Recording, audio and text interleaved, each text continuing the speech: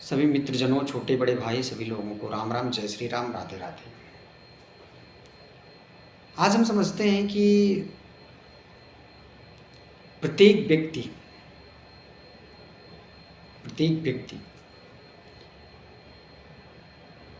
आज अस्त व्यस्त या कह सकते हैं जीवन में शांति और सुकून पाने के लिए रात दिन भाग दौड़ कर रहा है। वो चाहता है कि हमारे जीवन में सारी सुख सुविधाएं हो जाएं। कभी वो सोचता है यह मिल जाए, जब वह मिल जाता है तो दूसरे की चाह में दौड़ता है। मतलब इच्छाएं अनंत हैं उसकी, फिर भी वो शांति और सुकून नहीं पाता है। क्यों? मेरा यह मानना है कि आप अपने कर्म को करिए, कर्म अति आवश्यक है, आप इच्छाएं भी रखिए, किंतु वास्तविक रूप में या वास्तविक आनंद या वास्तविक सुख या वास्तविक शांति को किस प्रकार से प्राप्त करें, इसका एक ही रास्ता है कि आप साधना करिए, योग करिए, अपने विचारों को शून्य कर दीजिए। जब भी आपको कोई भी समय हो, आपको 10 मिनट समय मिलता है तो आप ध्यान में जाइए, और कहीं नहीं। साधनों में सुख नहीं है, क्योंकि एक साधन आपके पास होगा तो आप दूसरे की इच्छा आपके अंदर जागृत होगी, और वास्तविक आनंद है ध्यान में।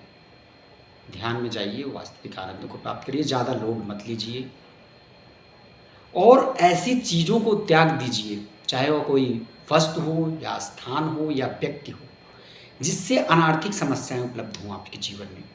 अनार्थिक समस्याओं का कहने का यह अर्थ है कि जिसका परिणाम शून्य आता है, या हम कह सकते हैं जिसका परिणाम माइनस में जाता हो, जिससे आपकी ऊर्जाएं क्षीण हों, जिससे आपके काम में डिस्टर्बेंस आए, ऐसी अनार्थिक समस्याओं से आप दूरी बना लीजिए, चाहे वह कोई वस्तु हो, स्थान हो या कोई व्यक्ति हो।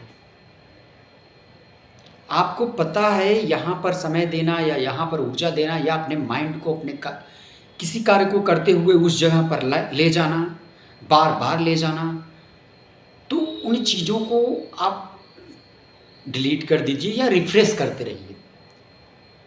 मान लीजिए एक समय के लिए आपका माइंड डिस्टर्ब होता है, चाहे वो किसी स्थान पे हो रहा है या किसी वस्तु से हो रहा है या किसी व्यक्ति से हो रहा है, आप देख रहे हैं इसका फ्यूचर कुछ भी नहीं है, या लास्ट में माइनस में शून्य होगा या माइनस में जाएगा या हमें नुकसान ही देके जाएगा, और उसके द्वारा आपकी ऊर्जाएं क्षीण हो रही है, जहाँ पे आपकी ऊर्जाओं का पूरी तरह से लगना है। मतलब आपकी ऊर्जाएं तो आप जो काम कर रहे हैं, आपका जो लक्ष्य है, आपका जो टारगेट है, वहाँ पे लगाना है, लेकिन